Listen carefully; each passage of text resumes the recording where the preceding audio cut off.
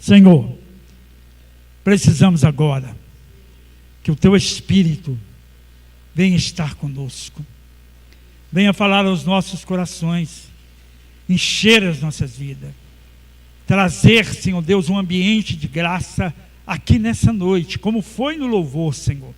Ó Deus, seja a Tua presença conosco aqui nessa noite. Ó Senhor, para que nós possamos sair daqui abençoado pela Tua palavra, não somente pelo que ouvimos, mas pela aplicação dela à nossa vida durante a semana toda. Em nome de Jesus. Amém. Abra sua Bíblia em Efésios, capítulo 1.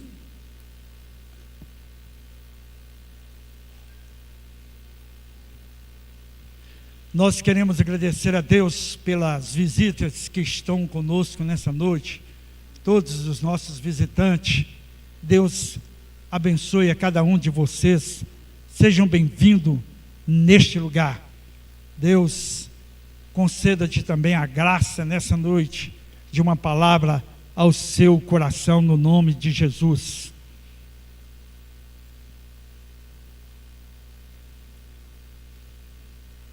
Todas as visitas aqui, irmãos, são importantes, mas eu quero sim dar um destaque de nível pessoal, né?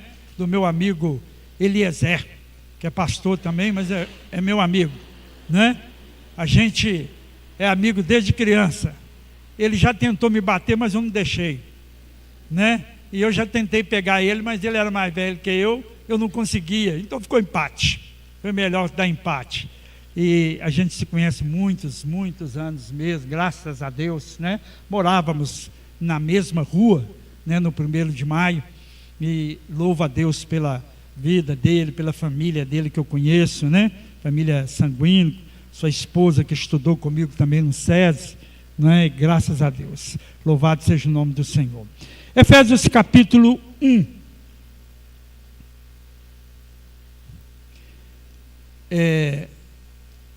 A minha versão é a NVT.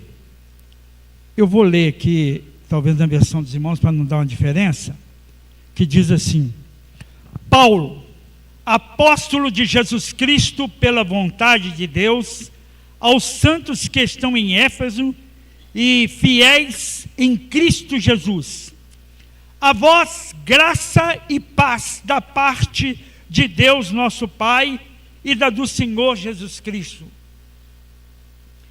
Bendito o Deus e Pai do nosso Senhor Jesus Cristo. Bendito Deus e Pai de nosso Senhor Jesus Cristo, o qual nos abençoou com todas as bênçãos espirituais nos lugares celestiais, em Cristo, como também nos elegeu nele antes da fundação do mundo, para que fôssemos santos e irrepreensíveis diante dele em amor, e nos predestinou para filhos de adoção por Jesus Cristo, para si mesmo, segundo o beneplácito de sua vontade, para louvor e glória da sua graça, pela qual nos fez agradável a si no amado, em quem temos a redenção pelo seu sangue, a remissão das ofensas, segundo as riquezas da sua graça, que ele tornou abundante para conosco em toda sabedoria e prudência, descobrindo-nos o mistério da sua vontade, segundo o seu beneplácito, que propusera em si mesmo, de tornar a congregar em Cristo todas as coisas na dispensação da plenitude dos tempos, tantas as que estão no céu, como as que estão na terra. Nele digo, em quem também fomos feito herança, havendo sido predestinado, conforme a propósito daquele que faz todas as coisas, segundo o conselho da sua vontade, com o fim ou o propósito de sermos para louvor da sua glória, nós, os que primeiro esperamos em Cristo, e que também vós estáis, depois de que ouviste a palavra da verdade, o evangelho da vossa salvação, e tendo nele também crido, foste selado com o Espírito Santo da promessa. Posso ouvir um amém? Amém. Aleluia! O qual é o penhor da nossa herança, para a redenção da possessão de Deus, para louvor de sua glória. Pelo que ouvimos, eu também, a fé que há entre vós, há no Senhor Jesus, e o vosso amor para com todos os santos, não cesso de dar graças a Deus por vós, lembrando-me de vós nas minhas orações, para que o Deus de nosso Senhor Jesus Cristo, o Pai da glória, vos dê em seu conhecimento o espírito de sabedoria e de revelação, tendo iluminado os olhos do vosso entendimento, para que saibais qual seja a esperança da sua vocação, e quais as riquezas da glória da sua herança nos santos, e qual a sobreexcelente grandeza do seu poder sobre nós, os que cremos segundo a operação da força do seu poder, que manifestou em Cristo, ressuscitando-o dos mortos, e pondo-o à sua direita nos céus, acima de todo principado, e poder, e potestade, e domínio, e de todo nome que se nomeia, não só nesse século, mas também do vindouro, e sujeitou todas as coisas aos seus pés, e sobre todas as coisas o constituiu como cabeça da igreja, que é o seu corpo, a plenitude daquele que cumpre tudo em todos. Amém? Glória a Deus. Aleluia. Só rapidamente,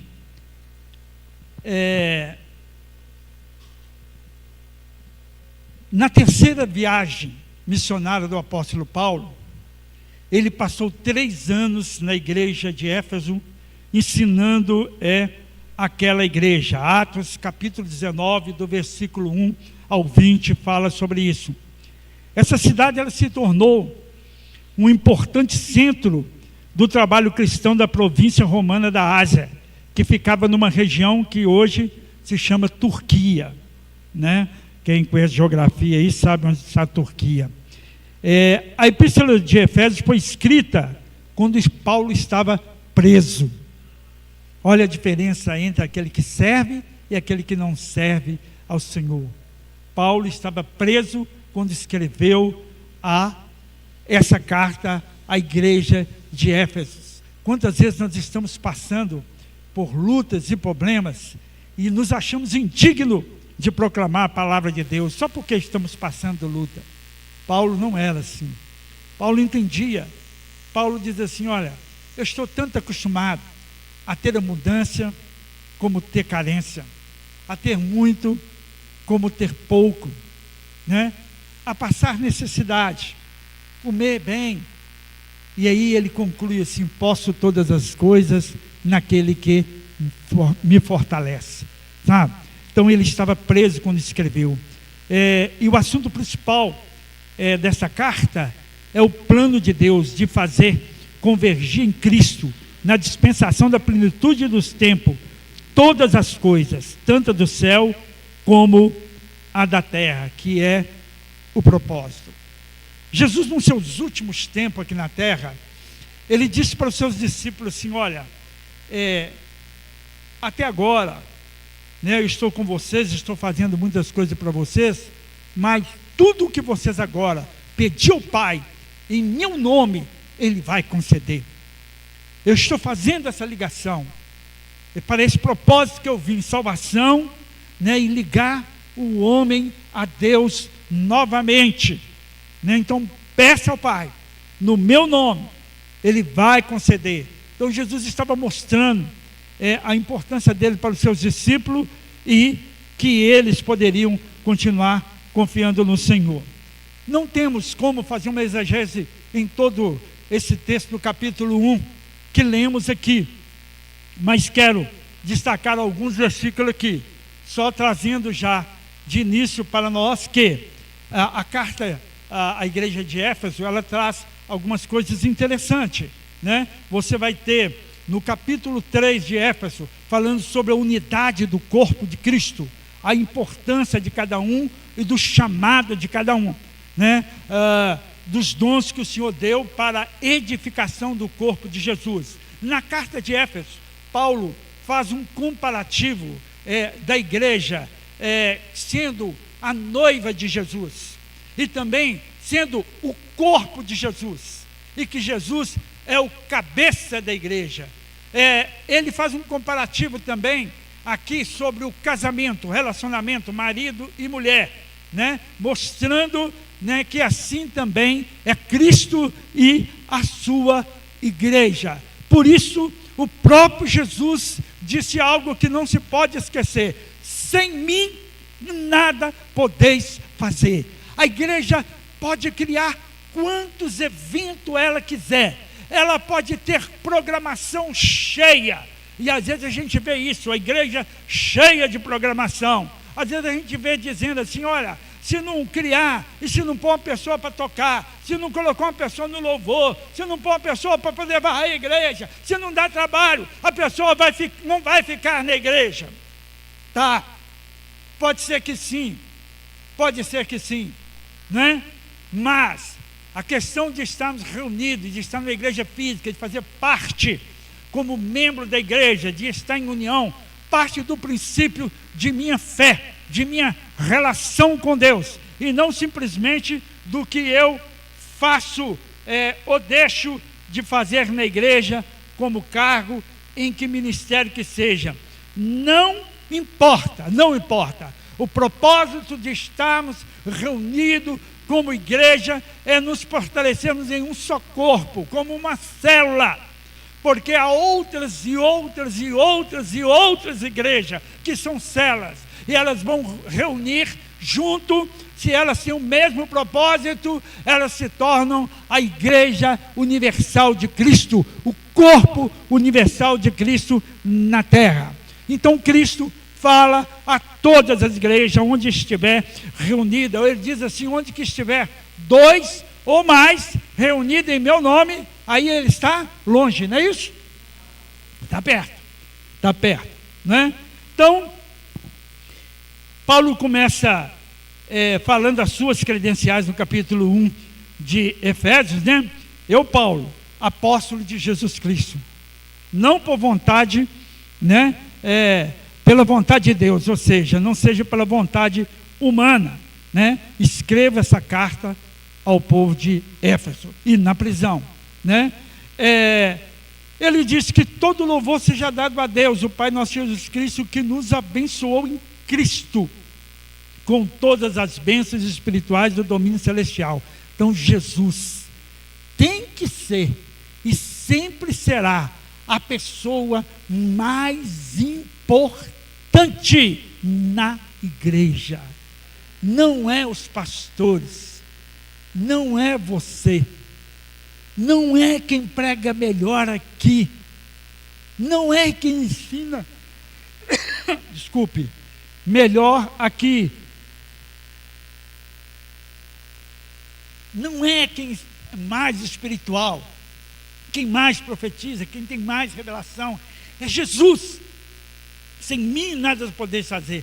É Jesus. Fomos abençoados através dele. Há pontos dentro da Bíblia que nós temos que atentar. Quando Jesus chegou em Betânia, quando Lázaro morreu, o que Maria disse para Jesus? E Marta também. Quem lembra?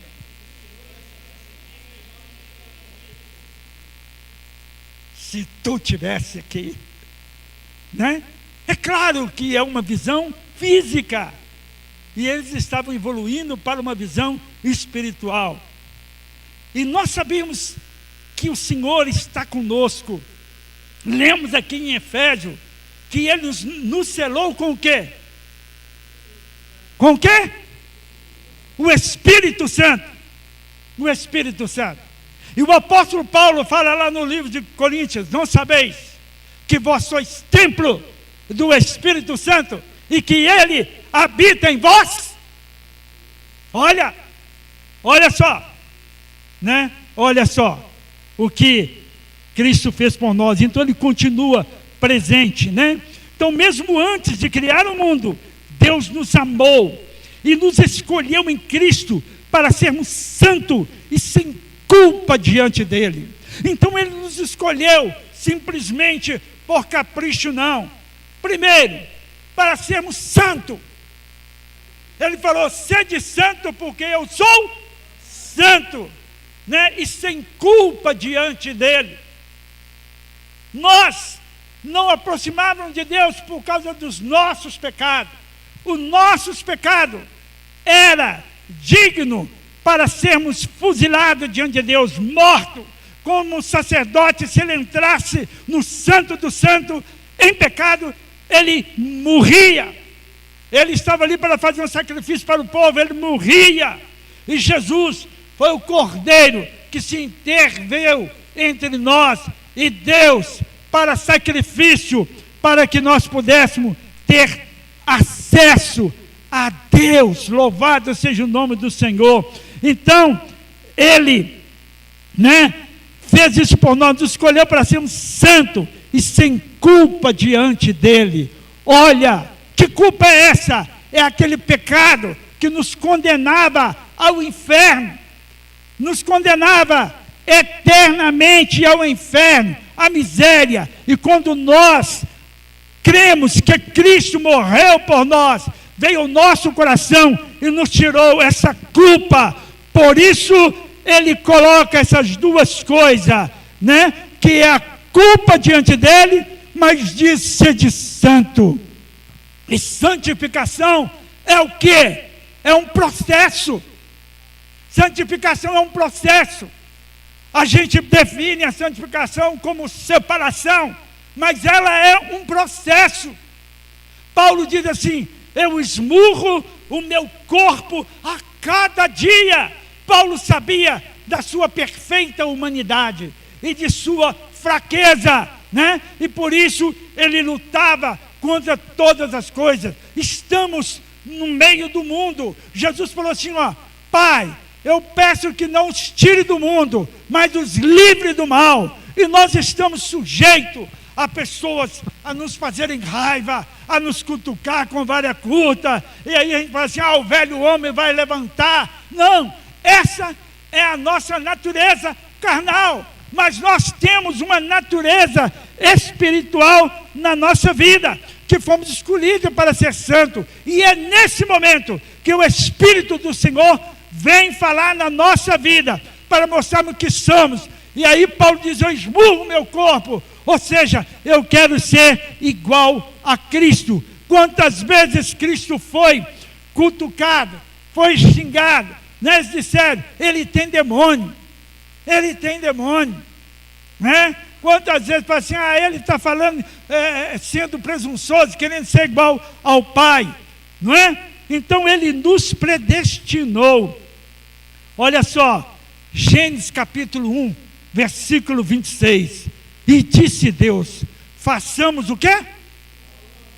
O homem à nossa imagem e semelhança.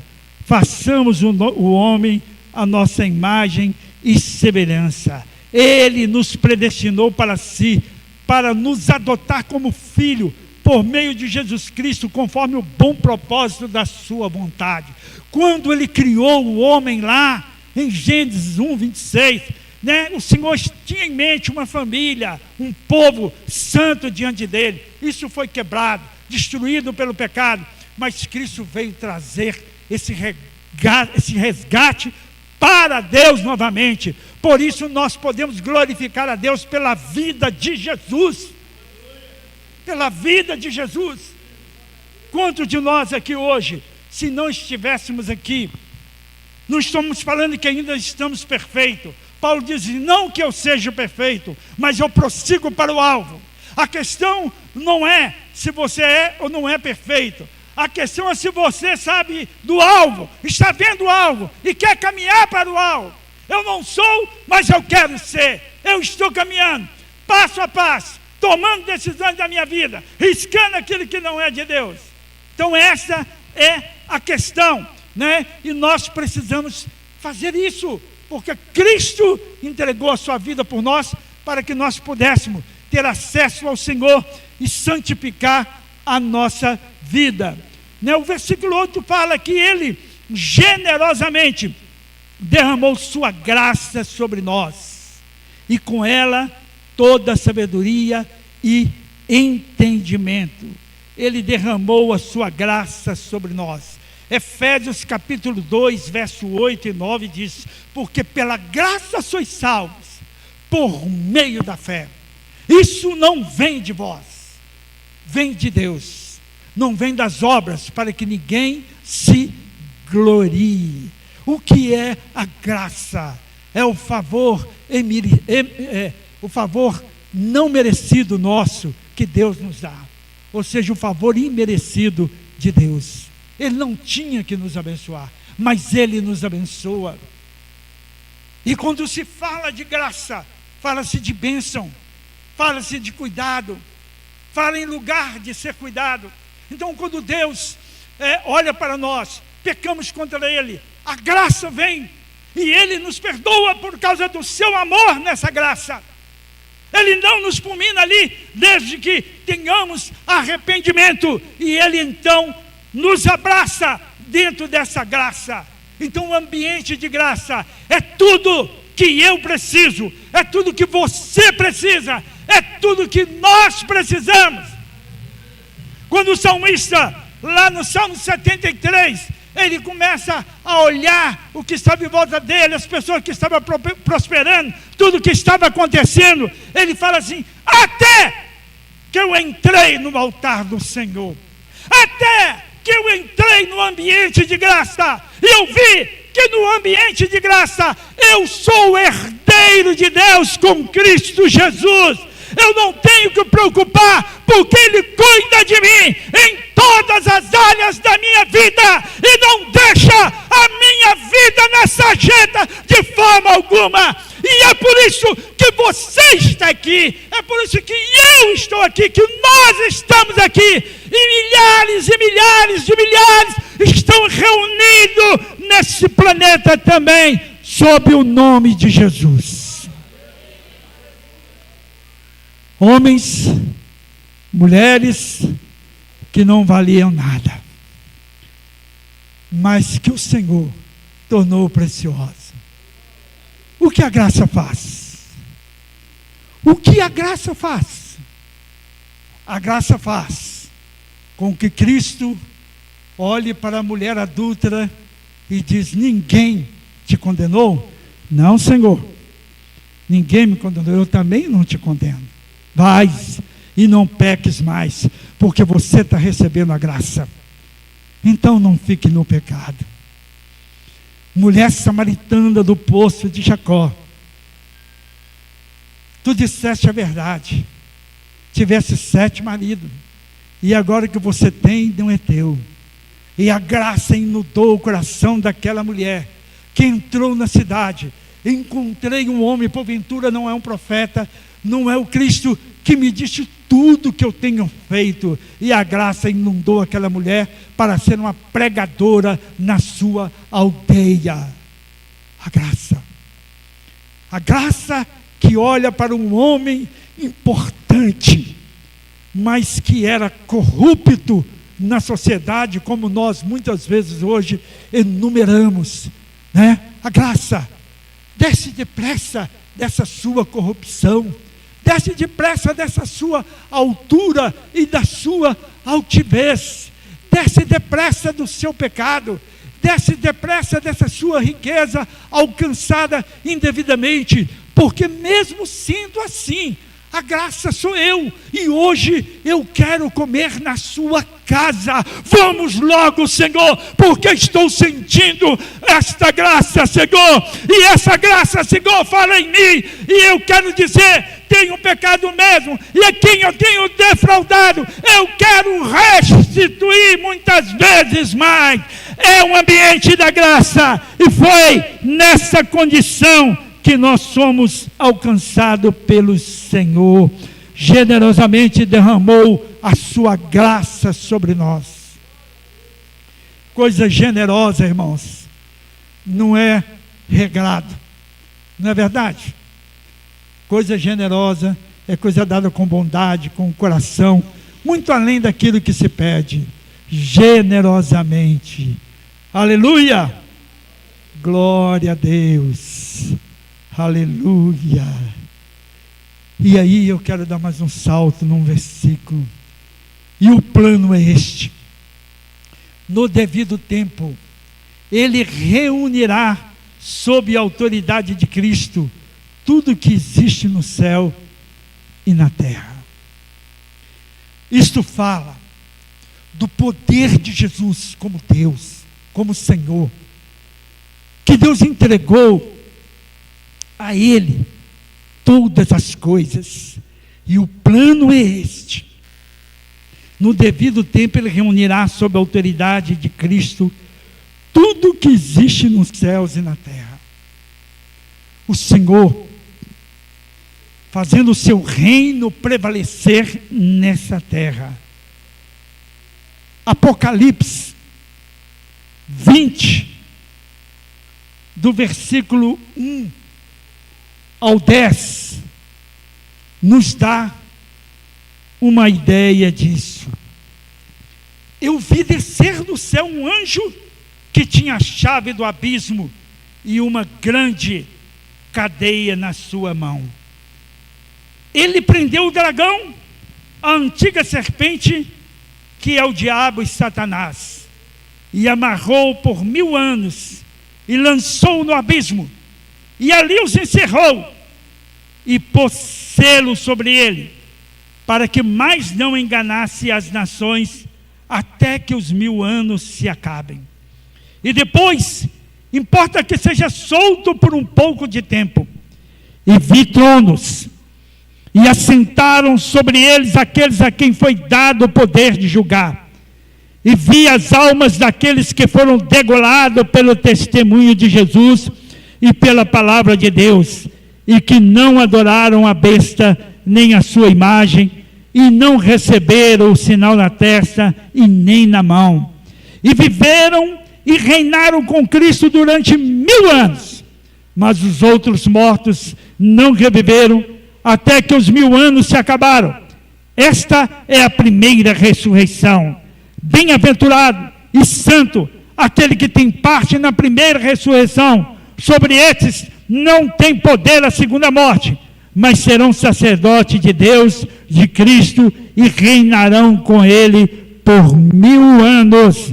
E, acabando esses 1000 anos, Satanás será solto de sua prisão, e sairá a enganar as nações que estão sobre os 4 cantos da terra, Gog e Magog, cujo número é como a areia do mar, para os ajuntar em batalha. E subiram sobre a largura da terra, e cercaram o arraial do santo, e a cidade amada, mas desceu fogo do céu, e os devorou. E o diabo que os enganava, foi lançado no lago de fogo e enxofre, onde está a besta, o falso profeta, e de dia e de noite serão atormentados para todo o sempre. É isso que está falando em Efésios, que nós lemos aqui. Esse reinado, ele virá sobre nós, com nós, através de Cristo Jesus. E o plano é este: no devido tempo reunir sob a autoridade de Cristo tudo o que existe nos céus e na terra. Olha o privilégio que teremos Porque uma coisa é certa. Você vai morrer, Cláudio? Não sabe o dia. E nem é bom saber, não é verdade? Deixa quieto, né? Deixa quieto. Todos nós sabemos que vamos morrer. Todos nós sabemos. E seria muito triste, sabendo que vamos morrer, sem esperança. Sem esperança. Né? Não é bom nós morrermos sem esperança. Mas a Bíblia, a palavra de Deus, nos dá uma esperança da eternidade. Eu quero ler algo para vocês aqui, rapidinho, para se comparar ao que eu estou falando aqui para vocês.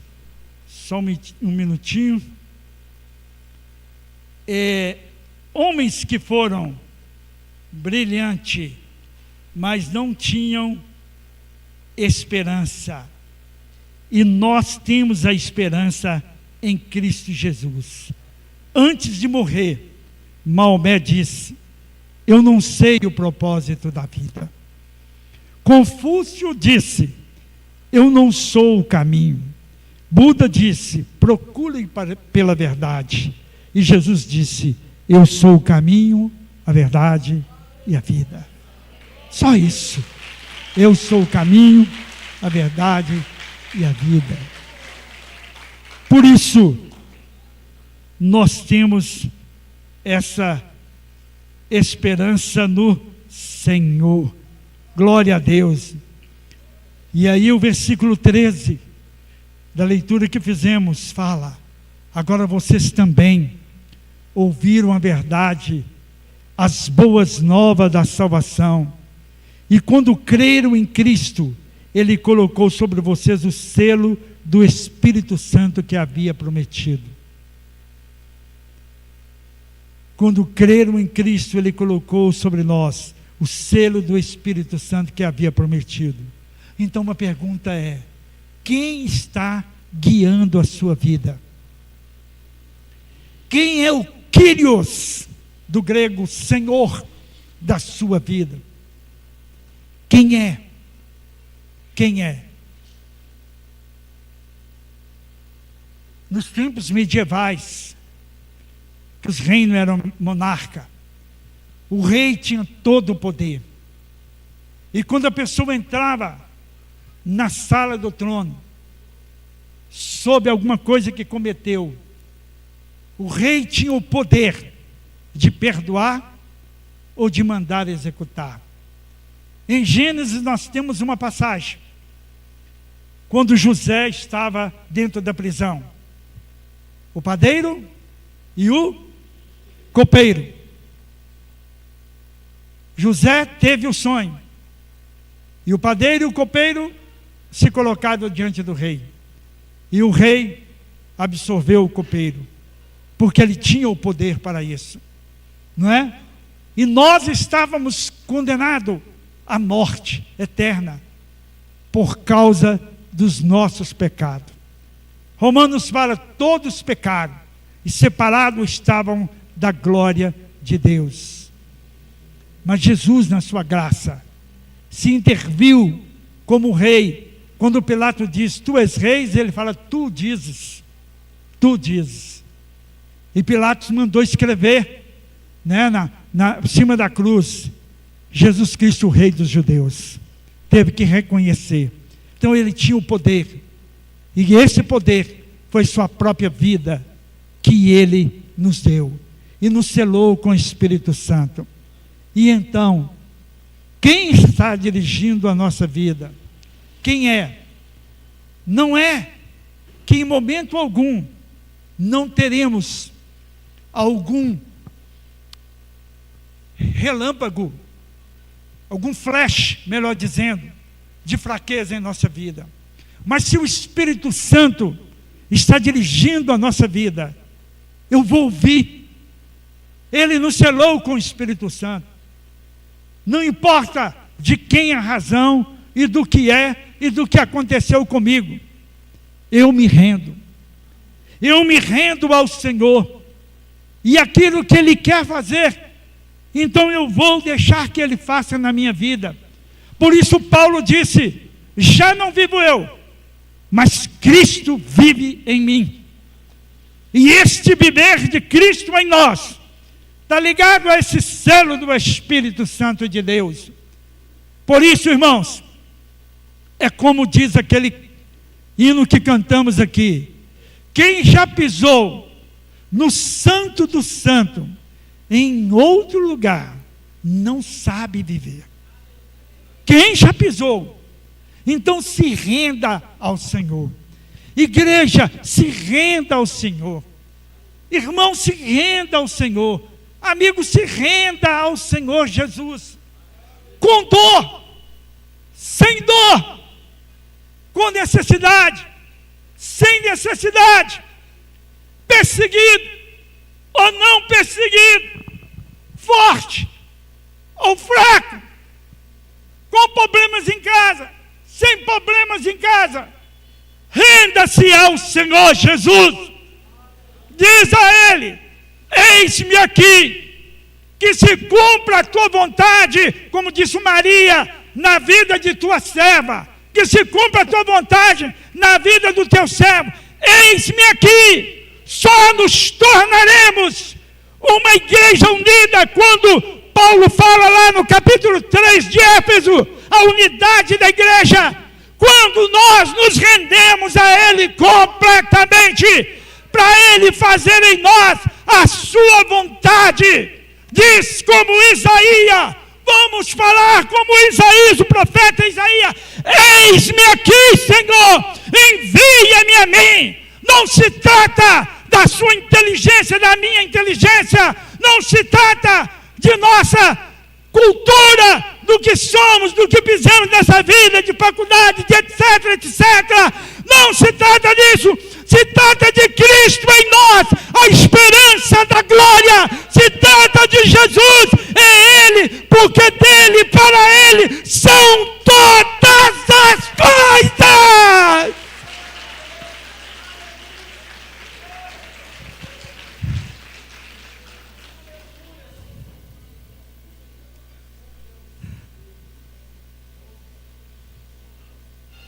Os discípulos no caminho de Emaús,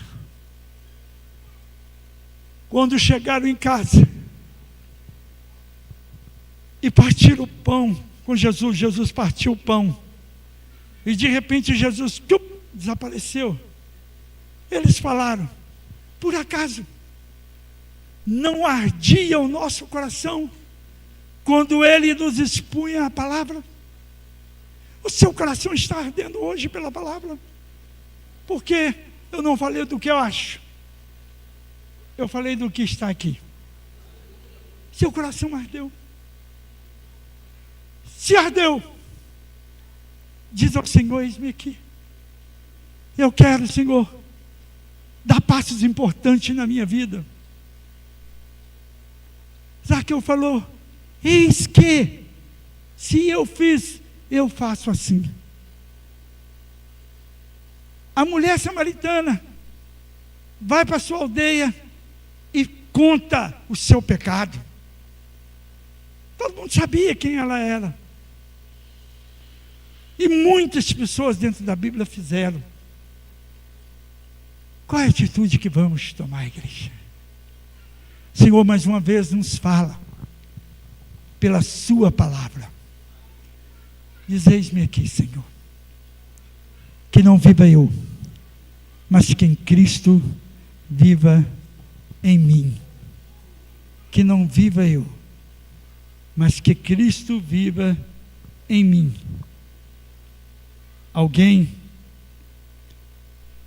me mandou esses dias um vídeo de uma música que eu não sei nem cantar ela, que para mim ela é nova, mas eu achei muito interessante. Ela fala sobre Jesus. O título dela é é Ele. O título dessa música é Ele. Então ele fala, se trata de Jesus. Eu quero me consumir por Jesus. Eu quero gastar minha vida por Jesus. E eu achei essa música muito pertinente. Porque é um sentimento que está no meu coração. A gente diz assim, por que eu não pensei isso antes? Oh meu Deus, que arrependimento. Sabe por quê? Porque hoje, principalmente vocês que estão mais jovens, e eu coloco de uns 55 anos para baixo aí, tá? Para frente já está quase caminhando pela aposentadoria. É uma competição. Tem que cuidar da família, tem que estudar os filhos, e tem que fazer isso mesmo. Tem que fazer isso mesmo. Os jovens, professor, eu preciso de um lugar na sociedade.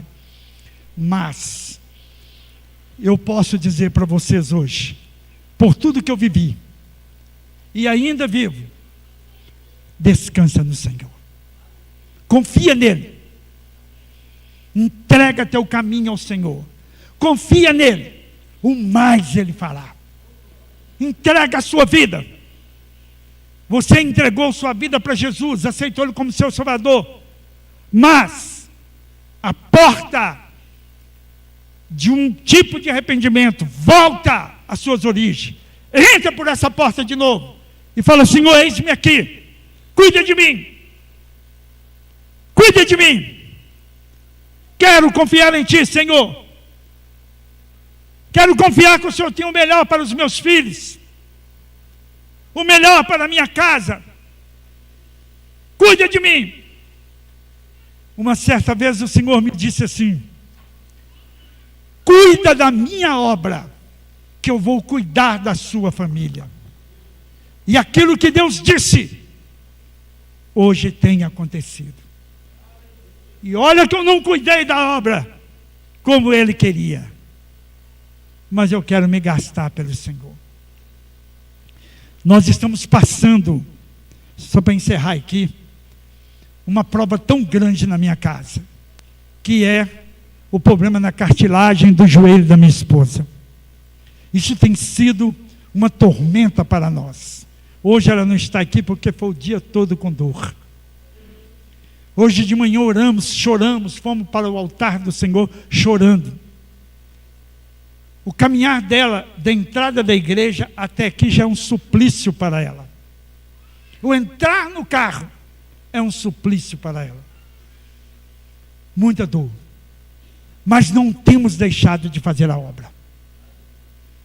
Ela não tem se deixado de estar comigo em célula.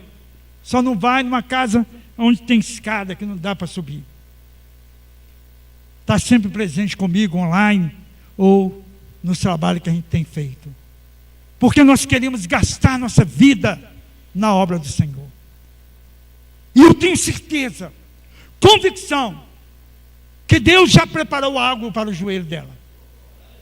De uma forma ou de outra. Ou Ele vai restaurar aquela cartilagem, ou vai dar a ela um joelho biônico. Um dos dois vai acontecer. E ela vai poder flexionar o seu joelho e caminhar normal. Porque eu creio nisso. Eu creio que Ele cuida de nós. E eu te incentivo. Confia no Senhor. Não se estribe em seus próprios conhecimentos, na sua força de trabalho, na sua inteligência, na sua capacidade de profissionalismo. Confia, ainda que você seja a pessoa mais capaz. E não estou dizendo para isso para você não capacitar, mas confia no Senhor. Confia. Se envolve com as coisas do Senhor. Se envolve no conhecimento da sua palavra. Vem para a escola bíblica de capacitação. Prepare. Mas, com tudo que você receber, deixa essa palavra falar no teu coração. Ouça a Deus. Ouça a Deus. Ouça o que o Espírito diz às igrejas. Que Deus te abençoe em Cristo Jesus. Que Ele faça resplandecer o seu rosto sobre ti e te dê a paz. Que Ele encha o seu coração com a presença do Espírito Santo que está selado em você. Você jovem, você adolescente, e eu quero orar com você, mas deixar duas perguntas para você aqui. O que te chamou mais atenção nessa mensagem? O que te chamou mais atenção? Vai para casa com essa pergunta. O que te chamou mais atenção nessa mensagem?